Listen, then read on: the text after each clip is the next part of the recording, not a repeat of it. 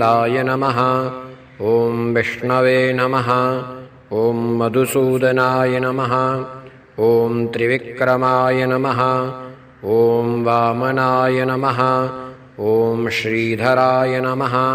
ॐ ऋषिकेशाय नमः। ॐ पद्मनाभाय नमः। ॐ दामोदराय नमः। ॐ सङ्कर्षणाय नमः।